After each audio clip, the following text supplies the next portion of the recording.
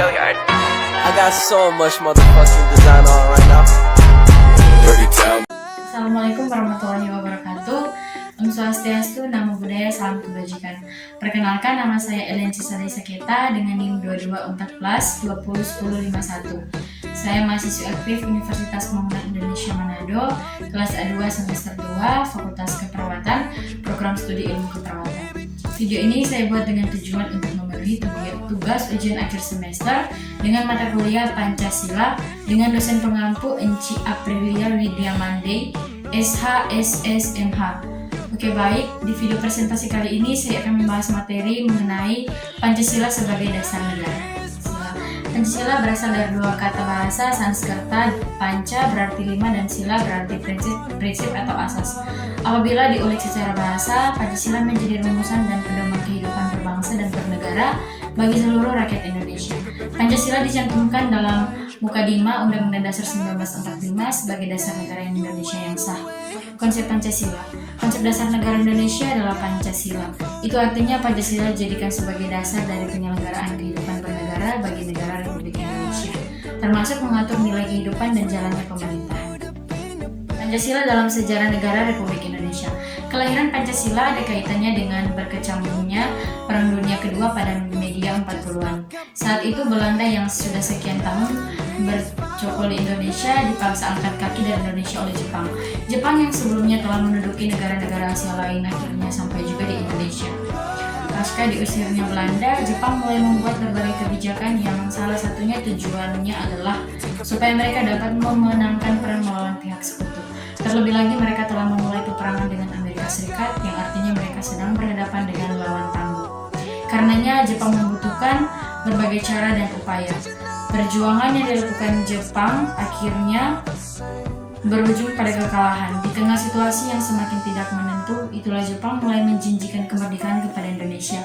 Sebagai langkah konkret dari janji tersebut, dibentuklah Dokuretsu Junbi Sosakai atau juga dikenal sebagai Badan Penyelidik Usaha-Usaha Persiapan Kemerdekaan Indonesia atau BPUPKI.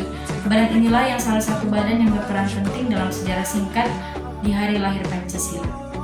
Selanjutnya, sumber historis, sosiologis, yuridis, politis, pendidikan Pancasila. Yang pertama, sumber historis. Dikutip dari ucapan Presiden Soekarno, jangan sekali-sekali meninggalkan sejarah. Juga ucapan dari seorang filsuf Yunani atau Cicero yang mengatakan historia vitae magistra, yang artinya sejarah memberikan kearifan. Dari keduanya ini menunjukkan bahwa sejarah memiliki fungsi penting dalam membangun kehidupan bangsa di masa depan. Juga dengan mempelajari sejarah akan banyak hikmah yang dapat dipetik, misalnya belajar dari kesalahan strategi peperangan nenek moyang kita yang kurang tepat dan akhirnya berujung kekalahan. Maka dari sini kita dapat belajar cara mengatur strategi yang lebih baik bagi ke depannya. Sumber yang kedua yaitu sosiologis. Sebenarnya bangsa Indonesia sudah memiliki asal kultural yang melekat pada bangsa itu sendiri, dan itu berbeda dengan bangsa lain. Dan hal ini dikuatkan oleh kutipan Bung Karno yang mengatakan bahwa nilai-nilai Pancasila digali dari bumi pertiwi Indonesia, yakni dari kehidupan sosiologis masyarakat Indonesia. Yang ketiga, sumber yuridis pendidikan Pancasila. Pendekatan yuridis atau hukum merupakan salah satu pendekatan utama karena Pancasila sendiri merupakan landasan dan sumber dalam membentuk negara hukum. Salah satu contoh penegakan hukum yakni dengan menegakkan undang-undang agar hal itu efektif harus didukung oleh kesadaran hukum warga negara itu sendiri. Yang keempat dan terakhir, sumber politik Pancasila. Sumber politik pendidikan Pancasila. Tujuan dari mengetahui sumber politik pendidikan Pancasila adalah salah satunya agar mampu mendiagnosa tentang upaya untuk mewujudkan kehidupan politik yang ideal sesuai dengan nilai-nilai Pancasila, sehingga mampu memberikan kontribusi dalam menerapkan politik yang memiliki etika dan keadilan. Pendidikan Pancasila sebagai dasar dan ideologi negara. Pancasila merupakan dasar negara yang menjadi tonggak dalam kehidupan bermasyarakat, berbangsa, dan bernegara. Makna Pancasila sebagai ideologi adalah nilai-nilai yang terkandung dalam Pancasila menjadi cita-cita normatif penyelenggaraan negara.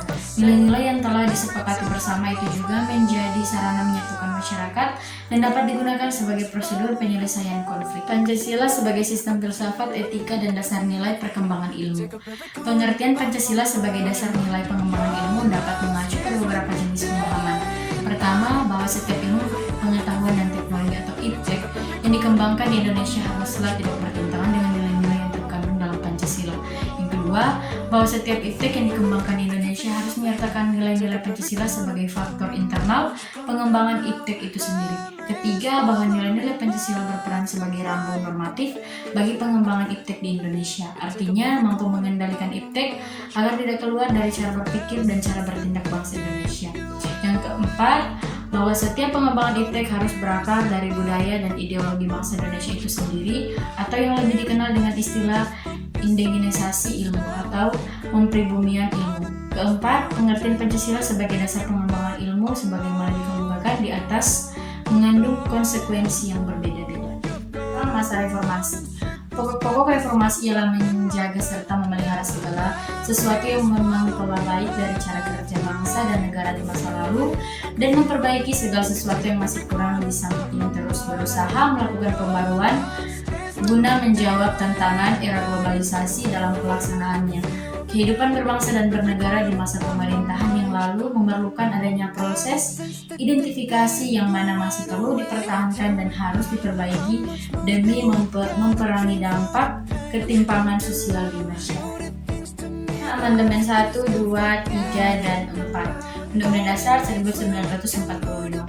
Amandemen UUD 1945 yang pertama dilaksanakan pada sidang umum MPR 1999 tanggal 14 sampai 21 Oktober 1999.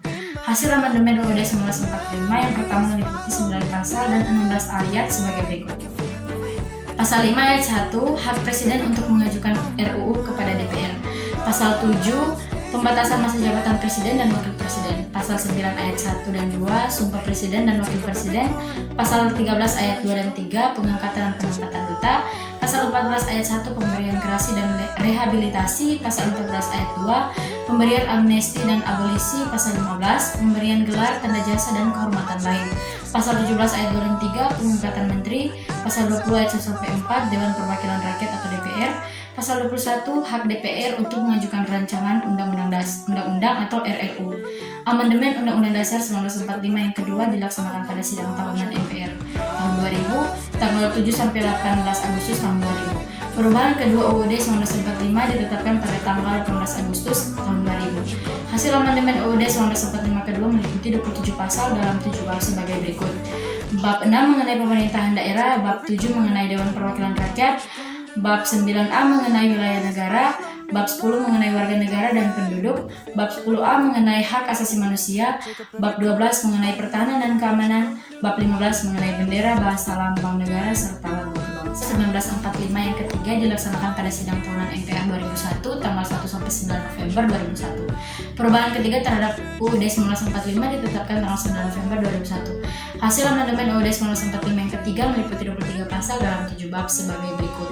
Bab 1 mengenai bentuk dan kedaulatan, bab 2 mengenai MPR, bab 3 mengenai kekuasaan pemerintahan negara, bab 5 mengenai Kementerian Negara, bab 7A mengenai DPR, bab 7B mengenai pemilihan umum, bab 8A mengenai BPK. Amandemen Undang-Undang Dasar 1945 yang keempat dilaksanakan pada sidang tahunan MPR 2001 tanggal 1 sampai 11 Agustus 2002. Ketentuan hasil amandemen UUD 1945 keempat menetapkan Undang-Undang 1945 sebagaimana telah diubah dengan perubahan pertama, kedua, ketiga, dan keempat adalah UUD 1945 yang pada tanggal 12 Agustus 1945 dan diberlakukan kembali dengan Dekret Presiden 5 Juli 1999. Perubahan tersebut diputuskan dalam rapat paripurna MPR RI ke-9 tanggal 18 Agustus tahun 2000. Sidang tahunan MPR RI dan mulai berlaku pada tanggal ditetapkan. Bab 4 tentang Dewan Pertimbangan Agung dihapuskan dan pengubahan substansi pasal 16 serta penempatannya ke dalam bab 3 tentang kekuasaan pemerintahan negara. Tema dalam aspek kehidupan bangsa. Sila pertama yaitu ketuhanan yang Maha Esa, mengandung nilai yang luhur dalam kaitannya dengan ketuhanan, keagamaan, keadilan, dan kenegaraan. Penetapan dalam sila pertama Pancasila dapat dilakukan dengan menghormati setiap perbedaan, yaitu perbedaan keyakinan yang beragam antar masyarakat, membina kerukunan hidup antar masyarakat yang memiliki perbedaan agama dan keyakinan, tidak memaksakan sesuatu, keyakinan atau agama kepada orang lain, dan menumbuhkan sikap saling toleransi antar umat beragama. Sila kedua, kemanusiaan yang adil dan beradab. mengandung makna mengenai penghormatan terhadap orang lain walaupun setiap masyarakat memiliki perbedaan yang beragam. Pengimplementasian dari sila kedua ini adalah dengan cara menanamkan dan menerapkan rasa toleransi kepada orang lain, menghargai dan menghormati antar masyarakat, selalu bersikap adil terhadap setiap orang tanpa membeda-bedakan. Sila ketiga, Persatuan Indonesia. Masyarakat Indonesia diharapkan dapat menempatkan persatuan-kesatuan serta kepentingan dan keselamatan bangsa dan negara di atas golongan atau pribadi. Menempatkan bangsa dan negara di atas kepentingan pribadi berarti rela dan sanggup berkorban demi bangsa dan negara yang dilandasi oleh rasa cinta tanah air dan semangat membangun rasa nasionalisme. Sila keempat, kerakyatan yang dipimpin oleh hikmah, kebijaksanaan dalam permusyawaratan perwakilan. Kerakyatan Indonesia adalah salah satu demokrasi dipimpin oleh hikmat, kebijaksanaan, dan mufakat. Kerakyatan timbul karena adanya kesadaran bahwa manusia memiliki kedudukan hak dan kewajiban yang sama sebagai makhluk ciptaan Tuhan Yang Maha Esa. Dalam sila keempat, Pancasila ini, masyarakat Indonesia dapat mengimplementasikannya dengan cara memuliakan, menghargai, dan menghormati orang lain tanpa membedakan sedikit pun, selalu bersikap jujur saat adanya pemilu, dan tidak saling menghina antar warga negara. Sila kelima, keadilan sosial bagi seluruh rakyat Indonesia. Masyarakat Indonesia menyadari sepenuhnya bahwa manusia memiliki hak dan kewajiban yang sama di mata hukum. Untuk menciptakan keadilan sosial untuk seluruh rakyat Indonesia, maka dalam hal ini perlu adanya kesadaran dan perkembangan sikap, suasana kekeluargaan, dan gotong royong untuk segenap masyarakat Indonesia. Sekian video presentasi dari saya. Jika ada kesalahan atau salah kata, saya mohon maaf. Sekian dan terima kasih. Selamat datang di Universitas Pembangunan Indonesia Manado. Di Universitas Pembangunan Indonesia Manado terdiri atas 6 fakultas dan 8 program studi. Di antaranya Fakultas Teknik, Fakultas Hukum, Fakultas Fisik, Fakultas Sastra, Fakultas Pertanian, dan yang paling utama dan yang paling favorit di Universitas Pembangunan Indonesia Manado adalah Fakultas Keperawatan. Bagi teman-teman, bagi kakak-kakak, bagi adik-adik yang masih bingung mau masuk universitas mana dan masih ragu-ragu untuk pilih universitas mana, marilah bergabung bersama kami di keluarga besar Universitas Pembangunan Indonesia Manado. Jangan takut, jangan ragu karena Universitas Pembangunan Indonesia Manado sudah terakreditasi B. Mari juga bergabung dengan Torang, apalagi yang teman-teman semua yang ingin menjadi perawat. Bergabung bersama kami di keluarga besar FAKEP Universitas Pembangunan Indonesia Manado. Jangan lupa join ya guys.